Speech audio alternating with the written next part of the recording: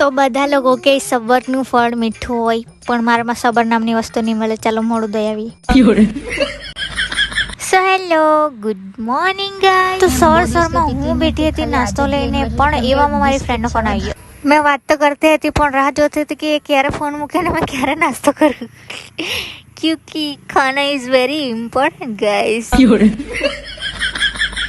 ચલો ગમે જેમ કરીને મેં મૂકી દીધો ફોન. હવે મસ્ત નાસ્તો કરીએ. મને તો હવે ડેઈલી અહીંયા જ નાસ્તો કરવાનું ગમે છે. સુરત દાદા બી મસ્ત તડકો આપ્યા કરે. શેરડી સળગાવે ત્યારે ખબર પેલું બ્લેક પડે છે. અમે નાના હતા ને ત્યારે એને પકડીને નીચે લાટતા હતા પૈસા મળે એમ કરીને. બાકી સાચું જ મળતે તો અત્યારે અમે કરોડપતિ બની ગયેલા હતા. તો પછી હું રેડી થઈ ગઈ મસ્ત દીદીના રૂમ પર જવા માટે. ને આ એક પરફેક્ટ વિડીયો લેવા મેં કેટલા રીટેક લીધેલા છે તે જોવાના કે બતાવી દઉં.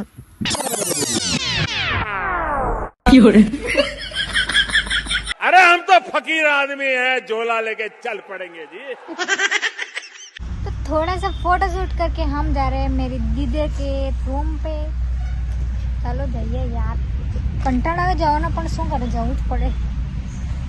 मजबूरी है, मजबूरी का नाम मजबूरी का नाम महात्मा गांधी. इधर आके धूल खाना मेरा मन पसंदीदा काम है गाइस. तो હું આવી फटाफट दीदीના रूम पर ने ત્યાંથી તલના લાડુ કાઢીને ખાઈ લીધો. मैं जीने के लिए नहीं खाती हूँ, खाने के लिए जीती हूँ गाइस. પછી હું નીકળી ગઈ મારા કામ પર. ત્યાં આવીને થોડા ઘણા ચોગડા આમ તેમ કર્યા. પછી છોકરાઓના નામ લખ્યા. મારા અક્ષર આવવા જાય છે તો ડોન્ટ માઇન્ડ ગાઈસ.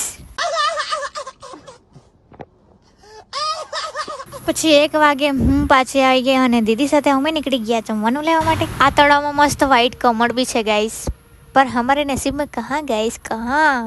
પછી હું આવી ગઈ ફટાફટ સ્કૂલમાં અને ત્યાંથી લઈ આવી જમવાનું. ને હાથ તો જોવો યાર, એટલો લાલ થઈ ગયો કે અત્યારે લોહી નીકળી પડવાનું બધું.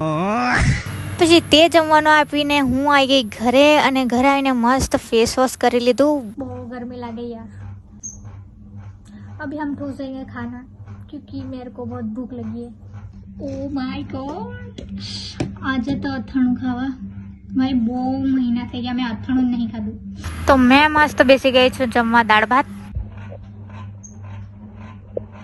પંખો કદું છે ચાલુ કે નહીં ચાલુ. આજે તો મેં તાપમાં બેસીને એટલી થાકી ગઈ છું ને યાર, ખાવાની બી ઈચ્છા નહીં થતી પણ ભૂખ લાગી છે ખાઈ જ લેવા મેં તો.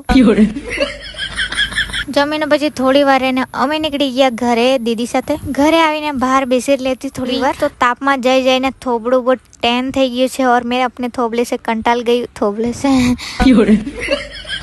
મતલબ ટેનિંગ વધારે થઈ ગઈ છે. તો આજે આપણે બનાવશું એક ફેસ પેક. મેં ઓનલાઈન મુલતાની માટી મંગાવેલી પણ આ લોકોએ આખો ઢેફો જ મોકલી આપણું. જાણે ને થોબડા પર વધારે જરૂર પડે. તો એના તોડવા માટે મેં 100 સાલ પુરાની હથોડી લઈ આવી.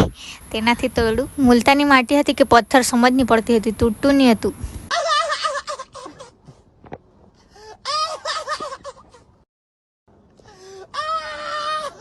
એક ટુકડો નહીં તૂટે મારાથી. ખબર નહીં ખાય તે ખાઈ જાય તે. પછી 2-3 ફટકા મારીને ચૂરો કરી નાખ્યો. પછી પાણીમાં ભીનાવા મૂકી દીધું થોડી વાર માટે. કોઈ મુલતાની માટી ખાય બી છે રોસ્ટ કરીને ને. તો આપણું મિશ્રણ તૈયાર થઈ ગયું છે. હવે લગાવશું આપણે આ ફેસ પર. ચાલો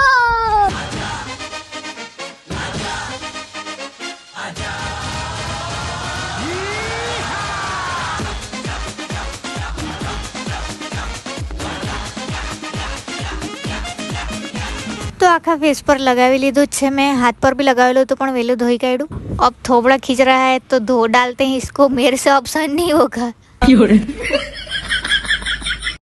તો હું ફેસ ધોઈને આવી ગઈ છું અને ફેસનો ગ્લો તમે જોઈ શકો છો. એટલો બધો નથી આવ્યો મને ખબર છે. એક દિવસમાં એનાથી એટલું બધું કાંઈ નહીં થાય. ડેઈલી લગાવવું પડે આને તો થાય. પણ ફેસ મસ્ત સ્મૂથ થઈ ગયું હતું એટલે મને ગમ્યું. हाथ पर भी लगाई હતું. हाथ भी मस्त लागे છે. तो आज के लिए इतना ही गाइस. आप ज़्यादा पागलपन मेरा सहन नहीं कर पाओगे. तो मिलते हैं कल. Bye bye.